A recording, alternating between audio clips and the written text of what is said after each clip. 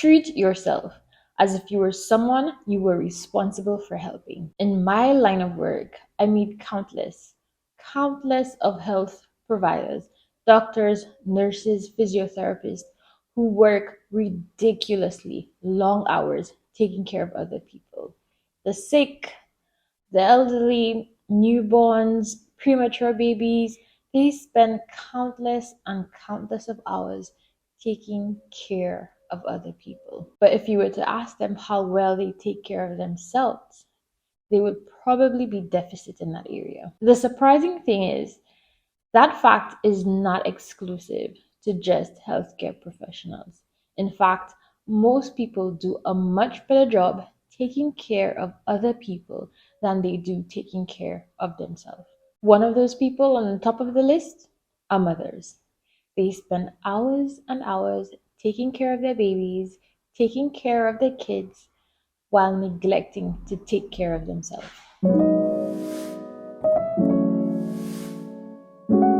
Hi friends, welcome back to my channel. If you're new here, welcome. My name is Linnell and welcome to a new series we are starting off in the month of January entitled How To. In this series, we will have 4 episodes touching on 4 key areas in our life that we can improve on to be overall better persons in this new year. This series has 4 episodes.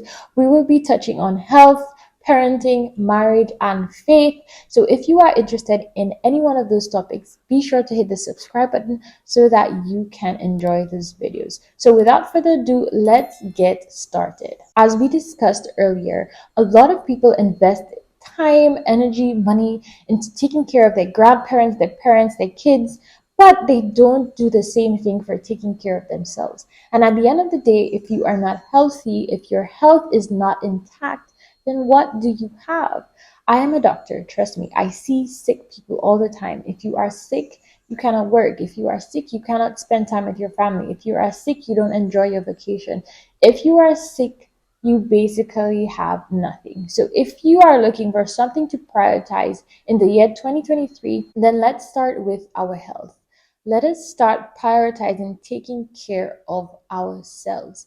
It doesn't have to be anything big. It doesn't have to be a big chunk of hours of investment or a big chunk of money, but we need to be aware, cognizant of the fact that if we are not healthy, we cannot take care of the people that matter to us. And so we need to invest time and energy into taking care of ourselves. So in this video, we are going to talk about 3 components of ourselves. We are going to be talking about our physical health, our bodies, our mental health, as well as our spiritual health. Because if we are lacking in any one of these areas, it's very likely that all of the other areas are going to suffer. Recommendation number 1 is to increase the amount of physical exercise that you do. You knew that I was going to say it. It is inevitable. There's research that backs it up. We need to be more physically active, especially if you're someone who has a sit at desk type of job, if you work from home and physical activity is not something that you get a lot of in your job, then you need to prioritize it in your everyday life. I know that the constant issue that a lot of women face with respect to finding time to exercise is that they don't have time to exercise. But I'm here to tell you that you need to prioritize it. You need to find a way to work exercise into your routine. I have a 1-year-old and a 2-year-old, so I know more than anyone that the struggle is real. But we need to be able to prioritize our health. I strongly believe that we find the time for what is important to us. So if it's not important to you, you are not going to do it. So what does that mean? We need to make our health and physical activity a priority. Some of the practical things that I would recommend to helping physical activity become part of your routine would be to find a slot of the day where it would fit in very nicely. So some people find time early in the morning when they wake up, they do an at-home workout routine or they head to the gym. Some people do it after work. Some people do it at night when the kids go to bed. Some others do it during their lunch hour. Whatever floats your boat, whatever works for you, then make it a priority. One thing that I would definitely recommend is to do something fun. I think a lot of the time when we think of physical activity, when we think of exercise, our mind typically heads straight to the gym. But if you're not doing some sort of physical activity that you enjoy, then you're probably not going to stick to it. So find something that you love. For example, I do not enjoy running long distances. So going for runs on the beach or runs around the neighborhood is not my thing. I do not enjoy it, and so I do not force myself to do that. However, I do enjoy netball. I also enjoy weightlifting at the gym, and I also enjoy home workouts, which work well for me. So in different seasons, I may change. When I have more free time, I probably allow myself to go to the gym. If I don't have as much free time, then I do at home workouts.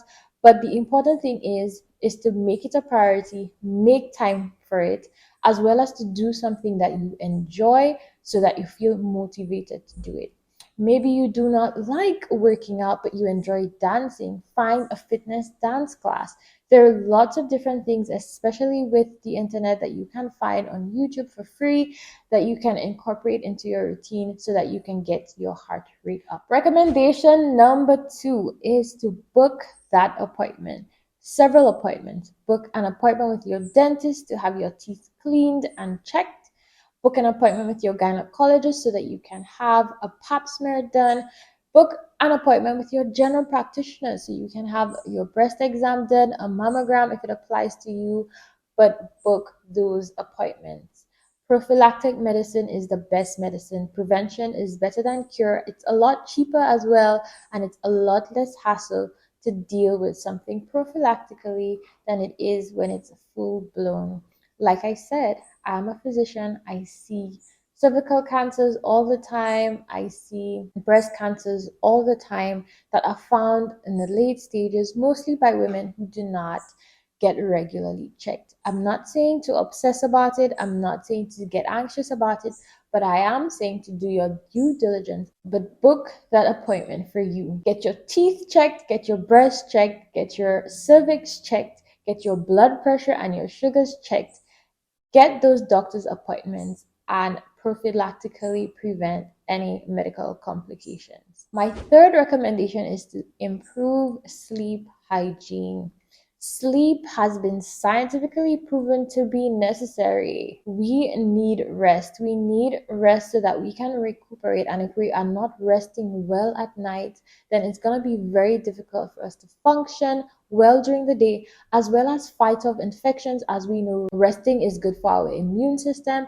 So when we are not well rested, it affects us in more ways than one. And so one of the things that we can work on in 2023 is improving our sleep. What are the ways we can do that? One, go to bed earlier.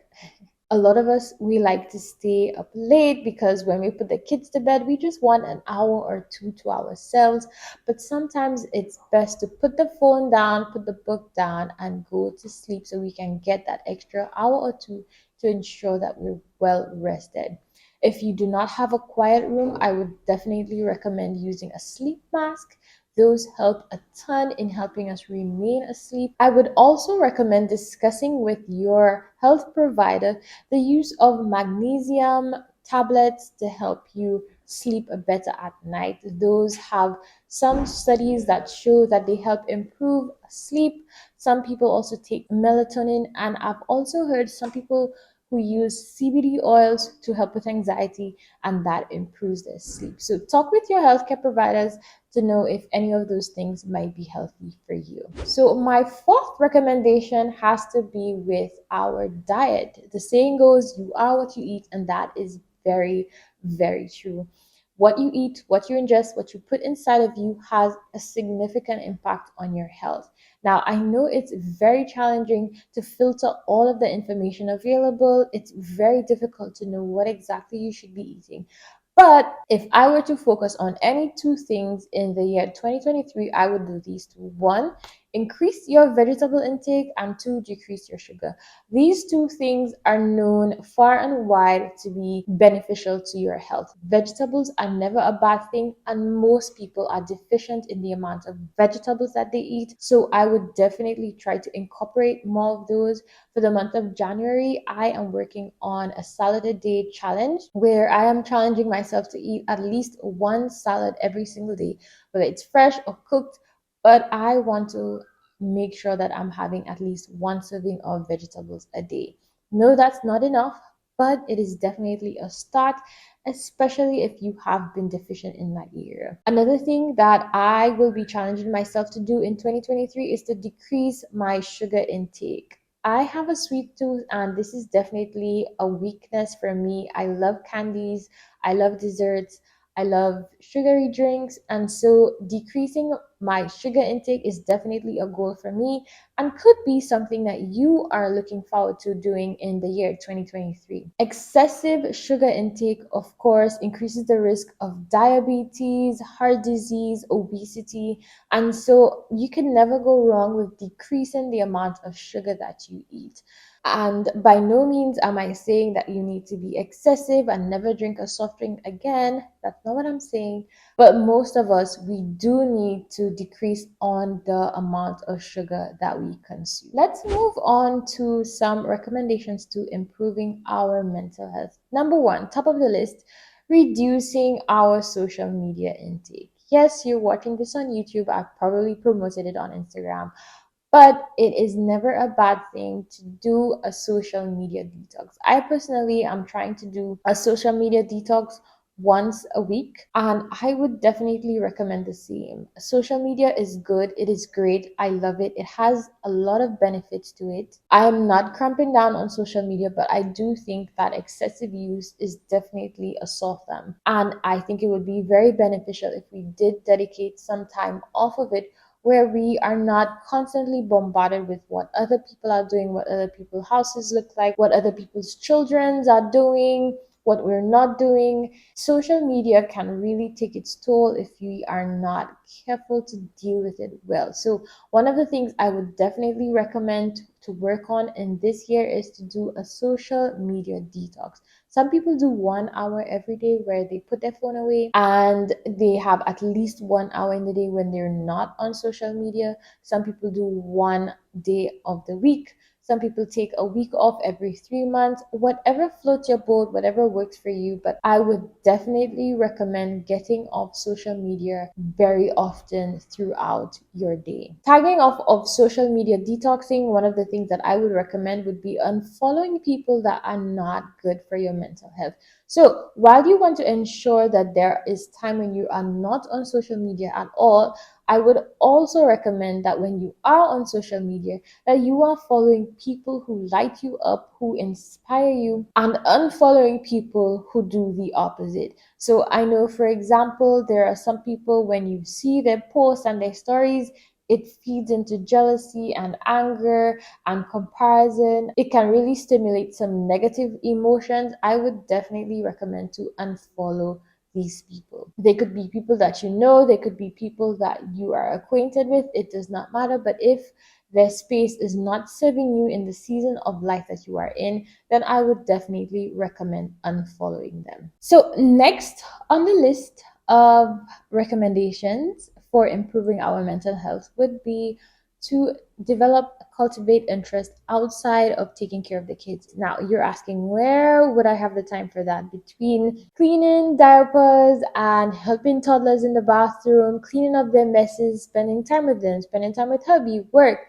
Where do you find the time? But as I've said before, a lot of these things need to be prioritized and a lot of these things need to be planned for, because if we're not taking care of ourselves, then it's very difficult to take care of other people. As is commonly said, you can't pour from an empty cup. And I'm not talking about, a selfish type of self-care where you don't really care about other people and you just need time for yourself and hubby just needs to take the kids because you need an hour. No, that's not what I'm talking about.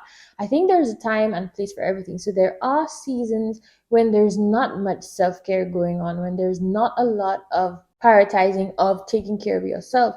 So, for example, when you have a newborn and they're waking up every hour on the hour, prioritizing sleep is very difficult, and prioritizing maybe other interests is difficult.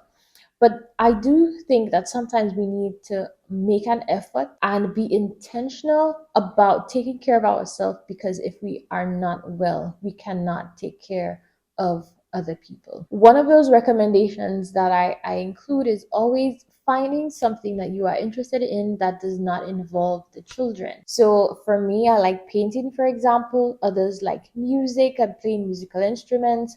Others prefer being pampered, so going to the spa or getting their nails done, their eyelashes done, whatever floats your boat. But I really do think that it is very important for our mental health. We love our kids. There's no denying that. We would do anything for them. But most of us, if not all of us, we need some time away from the kids where we are developing interest of our own. And so I would encourage you to cultivate that time, to find time for it, even if it's an hour a week, whether it's hubby who stays home with the kids for an hour so that you can go out, or whether it's your grandmother or a cousin and aunt, and maybe you're paying a babysitter to do that. But it's really important to carve out a specific amount of time so that you can just concentrate on things that you are interested in, so that you can keep some of your passions and some of your loves alive that do not revolve around the kids. My final recommendation for improving mental health would be to read. I love reading. I try to read a couple of books every month. And I just think that reading is very therapeutic, at least for me. And I enjoy reading about other people's experiences. I enjoy novels. And so reading for me is very good for my mental health. Maybe it may not be for you, but I would definitely recommend it. I think that most people who do not enjoy reading, it's probably because they have not found the right book for them. But if you can find a really great book, then I would definitely try to incorporate reading into your routine. And again, people will say, like, where do you find the time? But believe me, you find the time for the things that you prioritize that are important to you. Last year, I really wanted to get back into the habit of reading. I loved reading as a child. And so when I started working again, I really wanted to develop a love for reading again. And I had to prioritize it. I had to make it a priority. And there were several ways that I did that. I have a blog post, which I will link in the description box, about how I was able to incorporate more reading into my routine.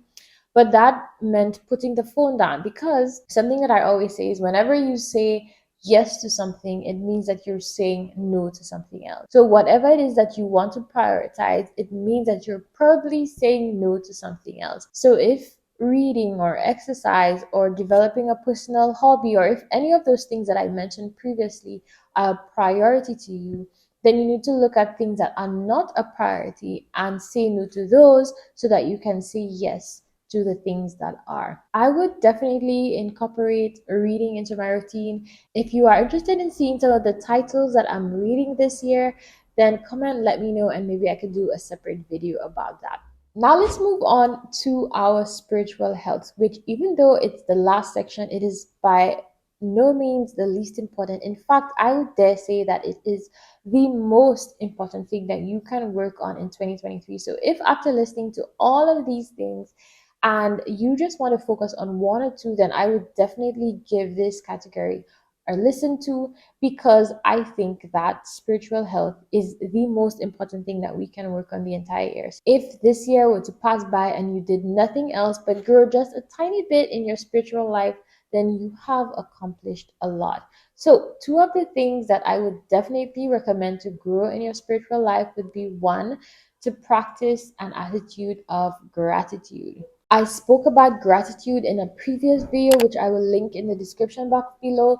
An attitude of gratitude is so important for our spiritual health, but I think it also transcends into our physical and our mental health as well. Because if you're dissatisfied with where you are, what you have, it really makes you prone to comparison and jealousy, as well as can take a toll on your physical health if you feel stressed all the time to accomplish goals. that are not important to you, but you're doing it to please other people. But really and truly, if we are not grateful and if we're discontent with where we are, who we are, and what we're doing, then it can really impact not only our physical health, but also our mental health. So I would definitely in 2023 try to cultivate an attitude of gratitude where you practice being grateful for who you are, where you are, and what you are doing. I know that as moms, it can be very challenging, especially with the advent of social media, to just be comfortable in your own skin and comfortable in how you are parenting, comfortable in what you are doing with your kids. And it's difficult to not appreciate where you are and how you got there because we're constantly looking at what we can do differently, what we can do better in. But I think it's so beneficial to sit down and just be grateful. Be grateful for what we have, where we're going, and where we are. And last but not least, you guys know this was coming. One of my top recommendations for improving spiritual health would be to develop a consistent quiet time that consists of reading the Word of God and prayer. I cannot stress this enough. One of my goals for 2022 was working on setting a strong foundation in the Word of God and prayer. I will link the video where I spoke more about this in the description box, but I do not regret it. And I strongly believe that anybody who decides to focus on their faith and focus on reading the Bible and praying consistently will not regret it. So that is why I wanted to talk about this in more detail. So in the next video, we will chat a little bit about different things that we can do in this year 2023 to improve our faith. So I'm not going to talk much about this one because we have a separate video devoted entirely to faith. So if you are not subscribed, be sure to hit the subscribe button so that I can see you in the next one. Bye.